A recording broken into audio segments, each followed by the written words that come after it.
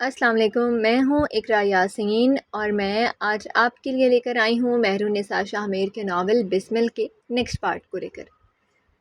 تو چلیے دیر کے بنا جلدی سے آ جاتے ہیں ناول کی جانب۔ امرا کی یہ کالونی اس پہر خاموش سی تھی، درختوں سے گرتے پتوں نے سڑک کو ڈھک رکھا تھا۔ اسلام آباد کی کوئی سڑک ایسی نہ ہوگی جہاں پتے نہ بکھرے ہوں، کبھی خزاں کے تو کبھی بہار کے۔ سڑک کے اطراف میں لگے پولز پر روشنیاں آنکھوں کو چندھیاتی ہیں، ہوائیں بدن کا محاصرہ کرتی ہیں۔ اونچی نیچی صاف ستھری سڑکیں قدموں کو چلتے رہنے کا دعوت نامہ دیتی ہیں۔ اسلام آباد کے ذکر پر ذہن میں بس ایک لفظ آتا ہے، ایستھیٹک، اور یہی ایک لفظ اس کے سارے حسن کو اپنے اندر سمو لیتا ہے۔ دو ہیولے اس وقت ایک لمبی واک پر نکلے ہوئے تھے۔ ان کے قدم پتوں پر پڑتے چرچراہٹ پیدا ہوتی تھی جو اسلام آباد کے سکون میں ارتعاش پیدا کرتی تھی۔ دونوں ہیولوں میں ایک ڈھلتی عمر کا مرد تھا اور ایک درمیانی عمر کا۔ پتوں کی چرچراہٹ کے درمیان تم ایک آواز سنو گے، تم نے کیوں ساری دنیا اپنے خلاف کر لی ہے؟ ایک مرد تعصب سے بولا تھا، دوسرے نے کندھے اچکائے۔ پتہ نہیں کیوں ساری دنیا میرے پیچھے پڑ گئی ہے، میں کیا کرتا ہوں، سانس لیتا ہوں تو جینے کا الزام لگتا ہے۔ تم اتنے معصوم نہیں ہو کیس جتنے بنتے ہو، خفا خفا سا تبصرہ۔ میں اتنا برا بھی نہیں ہوں جتنا برا میرے ساتھ کیا جاتا ہے۔ چلتے چلتے وہ ٹھہر گیا تھا۔ اسٹریٹ پولز کی روشنی میں اس کا چہرہ صاف نظر آتا تھا۔ اس کے ساتھ چلتے بختیار اندھیرے میں تھے۔ تم دنیا کو بتاؤ کہ تم ایک اچھے انسان ہو۔ خدا کی قسم میں نہیں ہوں، وہ مسکرا کر یاد دہانی کروا گیا۔ تم اپنے گھر، اپنے خاندان کے ساتھ نبھانا سیکھو۔ تم مہدی کے ساتھ تعلقات درست کرو، اپنے دل سے اس کے لیے نفرت نکال دو۔ یہ نفرت اس دن نکلے گی جس دن میرے جسم سے سانس۔ میں اس کے ساتھ ایک گھر میں رہ رہا ہوں، اسے برداشت کر رہا ہوں، یہ کافی ہونا چاہیے۔ میں اسے کوئی نقصان نہیں دے رہا چچا۔ اس کی آنکھیں غیر آرام دہ ہو رہی تھیں، چہرے پر اضطراب پھیل رہا تھا۔ کچھ دیر قبل کی بشاشت کلفت میں بدل رہی تھی۔ بختیار نے رنجیدگی سے اسے دیکھا تھا۔ تم کسی کی موت کا پروانہ رواں کر چکے ہو کیس، تمہیں کیا لگتا ہے میں نہیں جانتا؟ ایک لمحے کو کیس پلک نہیں جھپک سکا، البتہ چہرے کے تاثرات نارمل رہے۔ کئی پل وہ بس انہیں دیکھتا رہا۔ کئی لمحے بعد اس کی سنبھلی ہوئی آواز تمہیں سنائی دے گی، میں نے اتنے سال اسے زندہ رہنے دیا ہے، اب لگتا ہے اس کی موت کا وقت آ گیا ہے۔ وہ ایسا شفاق ہوا تھا کہ کسی کو بھی اس سے خوف آئے۔ اب سب کو مجھ پر ترس نہیں آتا، میں بھی ایک انسان ہوں، میری برداشت کی بھی حد ہوتی ہے۔ تو اسے مرد بن کر کیوں نہیں مارتے؟ بختیار نے طنز کیا۔ اس کے سامنے جاؤ، سینہ ٹھوک کر کہو تم اسے مارنے آئے ہو۔ تم ہو وہ انسان جس نے ایک عرصے سے اس کی نیند اڑا رکھی ہے۔ تم نے اس کے پیچھے تعقب کار بھیج رکھے ہیں، کہو جاؤ گے اس کے سامنے بولو گے یہ سب؟ اندھیرے میں کھڑا شخص کیس کو گناہوں کی روشنی سے نکال لانا چاہتا تھا، لیکن یہ روشنی اتنی چکا چوند کر دینے والی تھی کہ اس سے نکلنا ہر انسان کے بس کی بات نہیں ہوتی۔ میں یہی کرنے والا ہوں چچا، میں مردوں کی طرح اس کے سامنے جا کر عین اس مقام پر گولی ماروں گا جہاں میرے باپ کو لگی تھی۔ انتقام لوں گا میں، مجھ پر انتقام لازم ہے۔ بختیار اسے بے بسی سے دیکھنے لگے۔ بیچ سڑک پر اسٹریٹ پولز کی روشنیوں میں وہ دونوں ہی ایک دوسرے کو دیکھ رہے تھے۔ چند لمحے خاموشی کی نظر ہوئے، کئی ساعتیں چپ کھا گئی تھیں۔ یہ تم کن چکروں میں پڑ گئے ہو؟ یہ تم کیا بنتے جا رہے ہو؟ ان کے لہجے میں یاسیت کھل گئی۔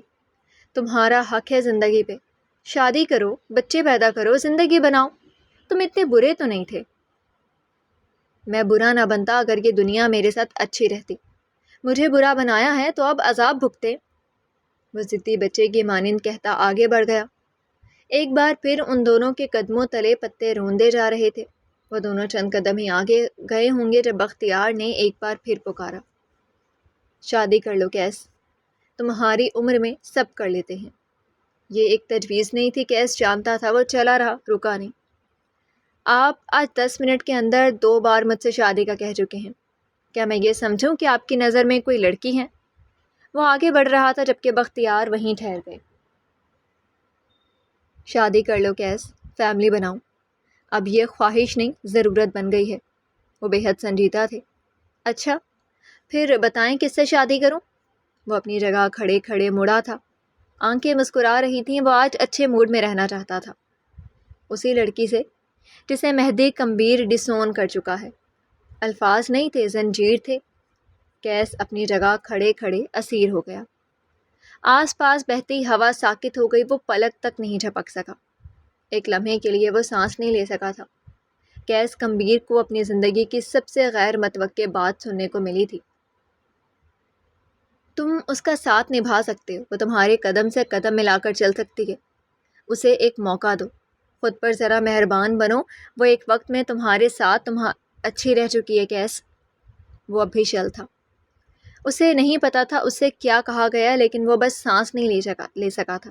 لمحے بھر کے لیے اس کے کان سن ہوئے تھے سارے جسم سے، جیسے جان نکل گئی ہوں، زبان حلق سے چپک گئی۔ کیا وہ کبھی ایسا کر سکتا تھا؟ ہم اچھے ٹرمز پر نہیں رہے۔ اس کی آواز پھٹی ہوئی تھی۔ وہ مجھ سے کئی سال چھوٹی ہے، میں یہ کیسے کر سکتا ہوں؟ او خدایا، یہ آپ کیا سوچ رہے ہیں؟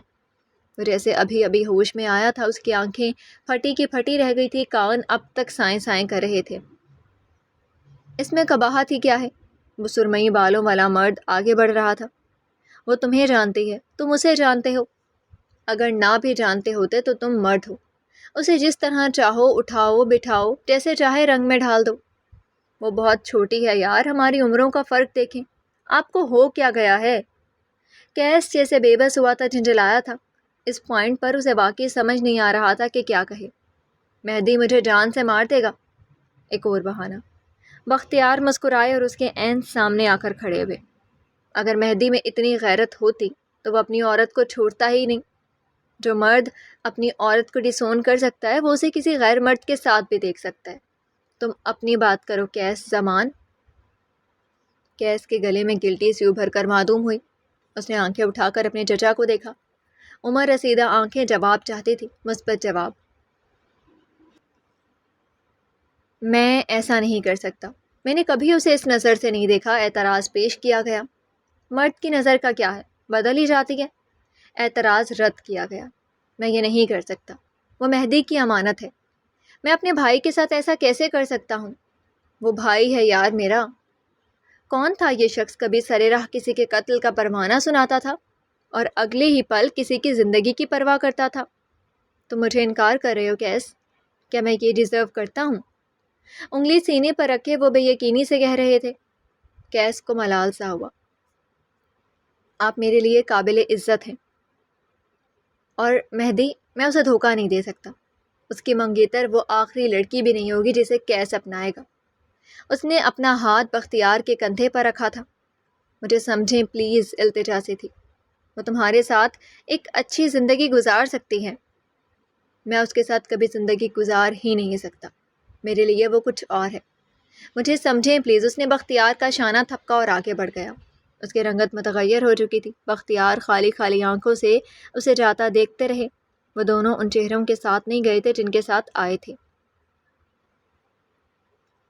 حاکم نواب کا چھوٹا گھر آج واقعتاً چھوٹا لگ رہا تھا ان لوگوں کے لیے جو بڑی حویلیوں میں رہنے کے عادی تھے، جن کے پیروں کے نیچے مخملی قالین آتے تھے اور جسم کو اے سی کی ہوا ٹھنڈک بخشتی تھی۔ حاکم نواب کے بھائی اور ابا، ان کے نواب بھائی اور جاگیردار ابا۔ بیٹھک میں اس وقت سینیا کے دو چچا اور دادا بیٹھے تھے، جن کے لیے کچن میں چائے تیار کی جا رہی تھی، ساتھ ساتھ کئی اور لوازمات بھی۔ زینی، یہ ہمارے چچا لوگ آج پہلی بار ہمارے گھر آئے ہیں نا؟ ڈھیلے ڈھالے کرتا شلوار میں ملبوس کونج رازداری سے پوچھ رہی تھی۔ چائے بن کر تھرمس میں بھری جا چکی تھی۔ اب شامی کباب تلے جا رہے تھے۔ رات کے کھانے کے لیے تو بکرے کا گوشت آ چکا تھا۔ یہ دوسری بار ہے۔ پہلی بار اسد، حاکم نواب کا 7 سالہ بیٹا، کی وفات پر آئے تھے۔